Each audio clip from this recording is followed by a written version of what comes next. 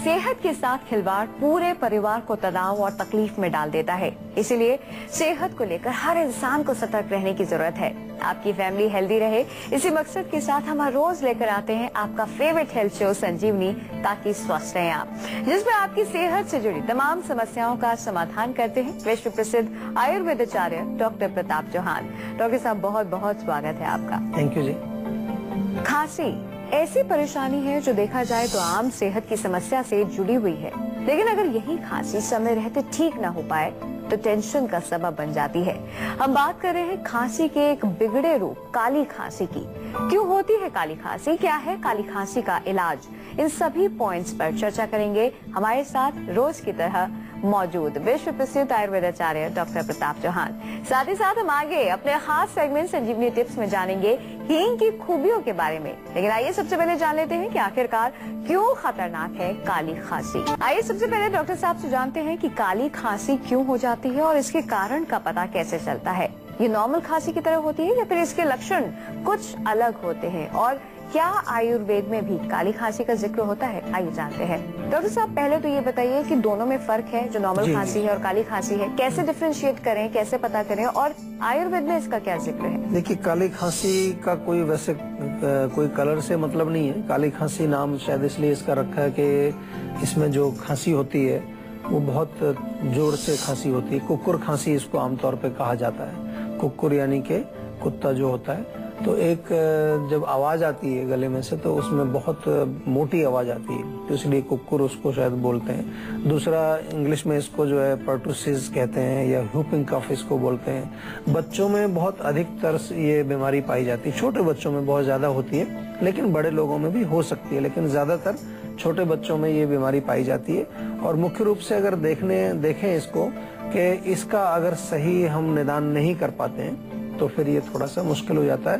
क्योंकि जो आम खांसी होती है वो अगर लंबे समय तक भी रुक जाए तो वो इतनी ज्यादा कॉम्प्लिकेशंस उसमें नहीं होते हैं, लेकिन ये अगर बहुत ज्यादा समय तक रुकेगी तो फिर और कई बीमारियां, कई कॉम्प्लिकेशंस हमारे शरीर में हो जाते हैं। साथ में ये भी जरूर ध्यान रखना चाहिए कि ये जो है एक प्रकार की कम्युनिकेबल या संक्रामक रोग है, और जब ये 1 सप्ताह से ज्यादा अगर हो जाएगा जिस पेशेंट को, उससे ये दूसरे लोगों में भी फैल सकती है, जैसा कि आम खांसी में उस तरह का आमतौर पर नहीं देखा जाता। अगर एक व्यक्ति को घर में खांसी है तो जरूरी नहीं है कि दूसरे को भी वो इन्फेक्शन लगेगा, लेकिन ये जो होती है काली खांसी, ये संक्रामक है, यानी कि एक से दूसरे में फैल सकती है। और वो जो आपके खांसी के माध्यम से जो कीटाणु निकलते हैं बाहर, या बलगम के माध्यम से जो कीटाणु निकलते हैं, अगर उसके संपर्क में दूसरा व्यक्ति भी आ जाए तो उसको ये खांसी, उसको भी इन्फेक्शन हो सकता है। दिल्ली से एक दर्शक जुड़ गए हैं। राहुल जी, स्वागत है आपका। अपनी उम्र बताकर अपना सवाल करें। हेलो जी, नमस्कार जी डॉक्टर साहब। नमस्कार जी। सर, मैं दिल्ली से बोल रहा हूँ। मेरे को किडनी स्टोन की प्रॉब्लम है करीब 2-3 महीने से। अच्छा, तो अभी कुछ दवाई ले रहे हैं आपने? हाँ जी, दवाई ली थी, बट इससे कुछ फर्क नहीं लगा। अच्छा, देखिए, इसमें आयुर्वेद में दवाइयाँ उसकी जो होती हैं वो तो एक अलग है कि आप एक चिकित्सक से पूरा परामर्श करके औषधि उसकी लें, लेकिन कुछ चीजें आपको समझनी चाहिए कि किडनी में किसी भी प्रकार की कोई पथरी हो या कोई ब्लॉकेज हो तो उसमें मुख्य रूप से हमें ऐसी चीजों का सबसे पहले परहेज करना चाहिए जो एसिडिक है, ये बहुत ज्यादा पित्तवर्धक जिनको हम कहते हैं, जैसे कि बहुत मिर्ची, अचार, खटाई, चटनी, टमाटर, पालक। आपको आमतौर पे सुना होगा, मना करते हैं लोग, टमाटर नहीं खाना चाहिए, पालक नहीं खाना चाहिए, क्योंकि एसिड की मात्रा उसमें होती है। दूसरा जो है, पानी खूब पीना चाहिए। पानी पीने से क्या होता है कि किडनी का जो है सफाई होती है, और नारियल पानी मिल जाए वो पी सकते हैं, गन्ने का रस आप पी सकते हैं। साथ में ताजा मूली के पत्ते अगर मिले आपको, मूली के पत्तों का रस निकाल लीजिए, और वो थोड़ा सा आप सुबह शाम करीब 40-50 मिलीलीटर के करीब पिएंगे, उससे भी आपको काफी रिलीफ मिलेगा। आज हम बात कर रहे हैं काली खांसी की। आप और हम कैसे जाने कि हमें ये बीमारी हो गई है, यानी कि हम काली खांसी से ग्रस्त हैं? आइए जानते हैं। डॉक्टर साहब, क्या है इसके लक्षण, और क्या काली खांसी होने पर और भी बीमारियां हो सकती हैं? जी देखिए, सबसे पहले तो काली खांसी जब होती है तो उसमें होता क्या है, थोड़ा सा आप समझ लीजिए।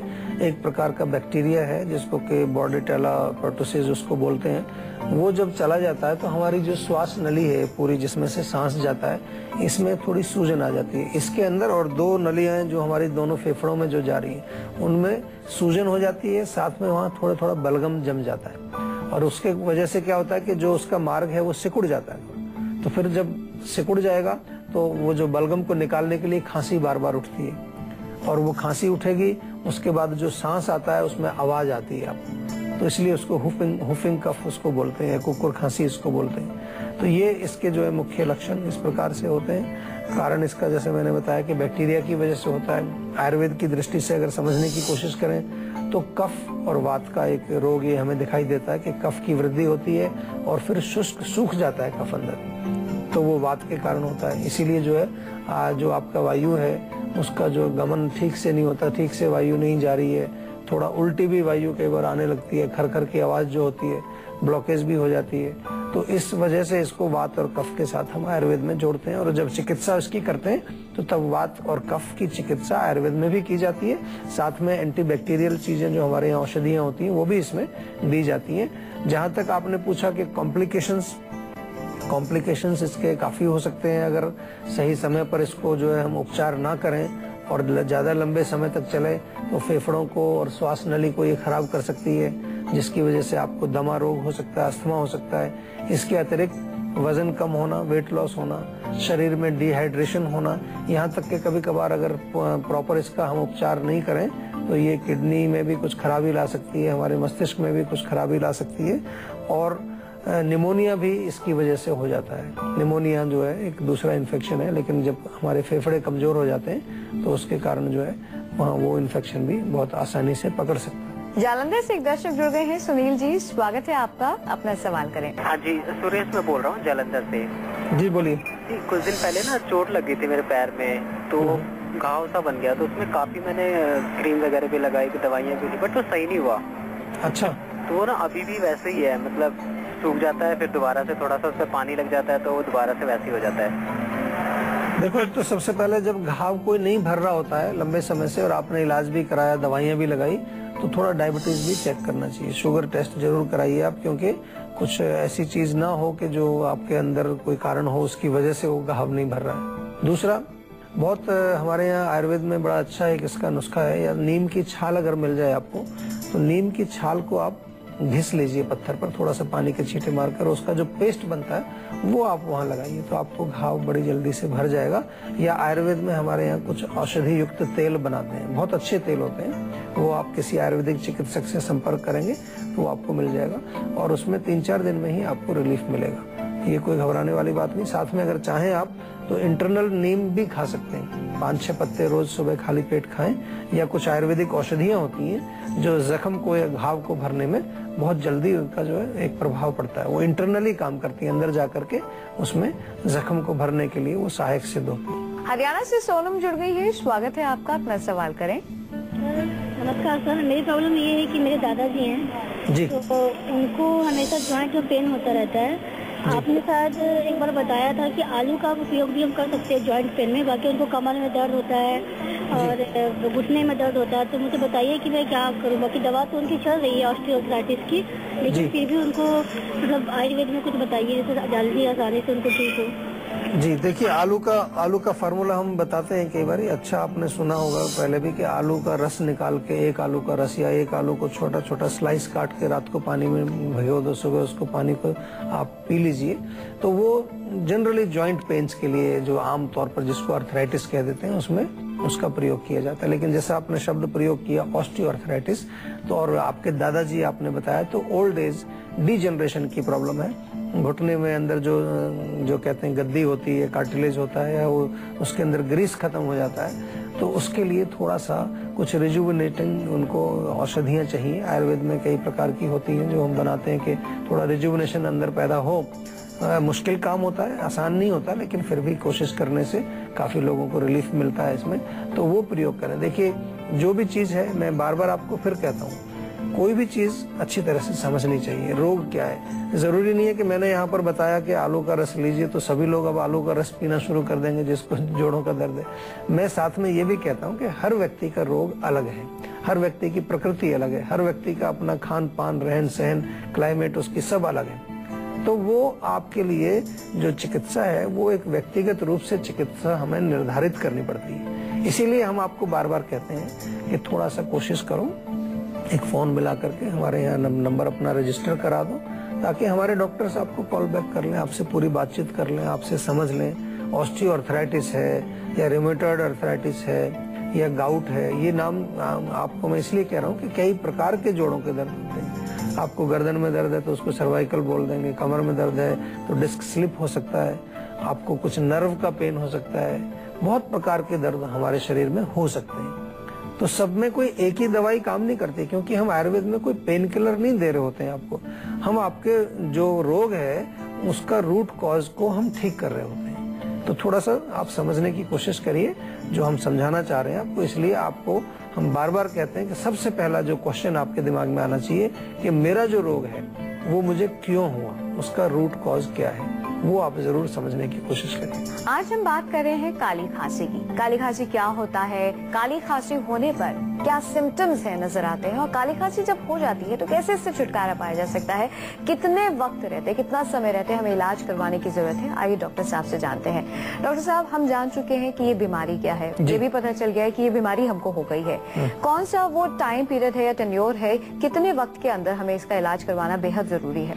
देखिए, जैसे ही ये इन्फेक्शन बैक्टीरिया घुसेगा तो पहले 6 दिन में आपको वो उतना उग्र नहीं होता है, लेकिन फिर उसके बाद वो उग्र भी होता है। उसके बाद संक्रामक यानी कि दूसरों में भी फैलने की क्षमता उसमें होती है। तो कोशिश तो यही करनी चाहिए कि जितना जल्दी से जल्दी अगर डायग्नोसिस हो जाए, क्योंकि प्रॉब्लम ये होती है कि आम तौर पर डॉक्टर लोग भी कई बार जो है तो नजरअंदाज कर जाते हैं। आप गए डॉक्टर के पास कि जी खांसी हो रही है, और खांसी हो सकता है उस समय डॉक्टर ने नहीं सुनी आपकी, तो उसने खांसी करके आपको दवाई दे दी, और वो जब ठीक नहीं होती है तो फिर दूसरे डॉक्टर के पास आप जाएंगे, वहां भी आप बोलेंगे मुझे खांसी हो रही है, वहां फिर दवाई मिल जाएगी, वहां भी ठीक नहीं होगी तो फिर बड़े हॉस्पिटल में चले जाते हैं। इस तरह से करके रोग जो है कई बार डिले हो जाता है, और लास्ट में फिर लोग हमारे पास आते हैं। हमारे पास तो जब आते हैं जब 2-3 महीने ऑलरेडी हो चुके होते हैं। तो इसलिए खास तौर पर, क्योंकि एक ये ऐसा विशेष रोग है जो बच्चों में ज्यादा होता है, छोटे बच्चों में, नवजात शिशुओं में भी होता है, 2 साल के छोटे उम्र के बच्चे होते हैं उनमें भी होता है। तो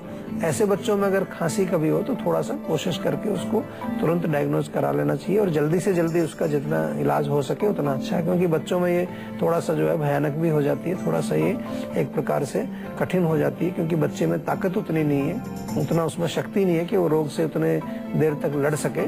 तो इसलिए उसका जल्दी से जल्दी डायग्नोसिस हो जाए और जल्दी से इलाज हो जाए, वही बेहतर होता है। चलिए बात करते हैं आज की संजीवनी की, और डॉक्टर साहब से जानते हैं काली खांसी से बचने के आयुर्वेदिक नुस्खे। तो आइए डॉक्टर साहब से जानते हैं कि आखिरकार क्या है आज की संजीवनी। तो डॉक्टर साहब, क्या है आज की संजीवनी?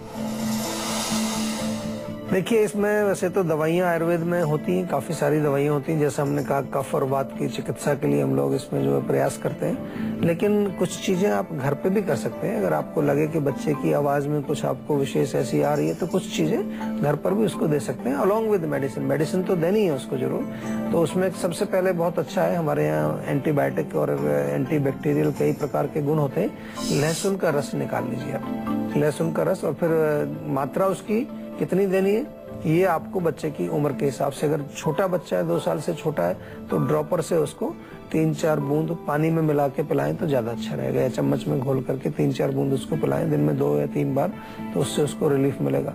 दूसरा, इसके अलावा बहुत अच्छा एक और नुस्खा है कि मेथी जो होता है, मेथी दाना, उसका काढ़ा बना लें। 1 चम्मच मेथी 1 कप पानी में डाल के उबाल लें अच्छी तरह से, और उसमें थोड़ा अदरक का रस और शहद मिला करके ये भी दिया जा सकता है। मूली का रस भी इसमें दिया जाता है। मूली का रस, थोड़ा सेंधा नमक डाल लें उसमें और शहद मिला करके वो भी दिया जा सकता है, उससे भी काफी रिलीफ मिलता है। और इसी प्रकार से जो है एक चीज इसमें और बहुत फायदा करती है, वो बादाम का तेल ले लीजिए 5 बूंद, 10 बूंद उसमें अदरक का तेल, अदरक का रस मिलाइए, थोड़ा सा शहद मिलाइए, ये जो मिक्सचर बन जाता है इसको भी दिया जा सकता है, इससे भी काफी रिलीफ मिलता है। डॉक्टर साहब से जानते हैं संजीवनी टिप्स में कि हींग जो है वो कितनी फायदेमंद है। हमारी किचन में, आपकी हमारी किचन में हींग तो मौजूद रहती ही है। हम में से बहुत सारे लोग ऐसे हैं जो हींग का इस्तेमाल करते हैं, हींग का प्रयोग करते हैं, लेकिन इसकी अहमियत क्या है, क्या है इसकी खासियत? आइए डॉक्टर साहब से जानते हैं। डॉक्टर साहब, हींग के क्या फायदे हैं? ये तो कहा जाता है कि अगर आपने हींग ली तो डाइजेशन पावर ठीक हो जाएगी, और ज्यादातर जो है घर के बड़े बुजुर्ग जो है वो हींग देते हैं कि हींग का सेवन करना चाहिए भोजन के बाद। और इसके क्या फायदे हैं? देखिए, डाइजेशन में मुख्य रूप से इसका प्रयोग किया जाता है डेफिनेटली। इसके अलावा कुछ और भी इसके बड़े अच्छे गुण हैं। सबसे पहले अगर पेट में कीड़े हों, खासतौर पर बच्चों के कई बार पेट में कीड़े हो जाते हैं, तो हींग थोड़ा सा आप लें, उसके गुड़ ऊपर लगा करके छोटा गोली बना लें, वो उसको खाना खाने से पहले आप दे दीजिए। 2 बार दे दीजिए, खाना खाने से 5-7 मिनट पहले दे दें तो वो ज्यादा फायदा करता है। इसी प्रकार से कई बार छोटे बच्चों की मैं बात करता हूँ, उनको कई बार पेट में दर्द हो रहा होता है, बच्चे रो रहे हैं बड़ी तेजी से पेट की तरफ वो हाथ कर रहे हैं, पेट पकड़ रहे हैं, तो तब भी जो है हींग का थोड़ा पानी बना के लेप नाभि के ऊपर या नाभि के आसपास उसको लेप करने से एकदम से रिलीफ मिलता है। महिलाओं में मासिक धर्म के समय कई बार बहुत ज्यादा पेन होता है, क्रैम्प्स आते हैं, बहुत वो नाभि के नीचे वाला जो एरिया है उसमें बहुत जबरदस्त पेन होता है, दर्द होता है। तो उसमें क्या करेंगे, आप थोड़ा सा हींग लें और 1 चम्मच अजवाइन में मिला करके गर्म पानी से उसको दिन में 2 बार या 3 बार पिलाएं तो उससे बहुत रिलीफ मिलेगा। इसी प्रकार से अगर आपको इनडाइजेशन रहता है, पेट में अफारा हो जाता है, गैस बनी रहती है, उसमें चुटकी भर हींग लें, भुना हुआ हो तो बहुत अच्छा है, या छोटे छोटे टुकड़े उसके 2-3 लेकर के पीस करके और आधा कप पानी में घोल करके पी लिया जाए तो उससे आपको तुरंत रिलीफ मिलता है गैस, अफारा, इनडाइजेशन में। और हींग जो है एक प्रकार का नर्वाइन टॉनिक भी है, यानी कि हमारे नर्वस सिस्टम को वो शक्ति प्रदान करता है। तो इसलिए आप अपने भोजन में हींग का प्रयोग जरूर करिए। खास तौर पर आजकल बहुत सारे लोगों को इंडाइजेशन, अजीर्ण या ये हाजमे से संबंधित प्रॉब्लम्स होती हैं, तो अगर आप हींग का सेवन करेंगे, अपने खाने में अगर हींग का प्रयोग आप करेंगे तो आपको पेट अच्छा रहेगा, आपकी जो है डाइजेशन अच्छी रहेगी और आपको रोजमर्रा की छोटी मोटी जो पेट से संबंधित प्रॉब्लम्स हैं वो बिल्कुल ठीक हो जाएंगी। डॉक्टर साहब बहुत बहुत शुक्रिया तमाम जानकारी के लिए।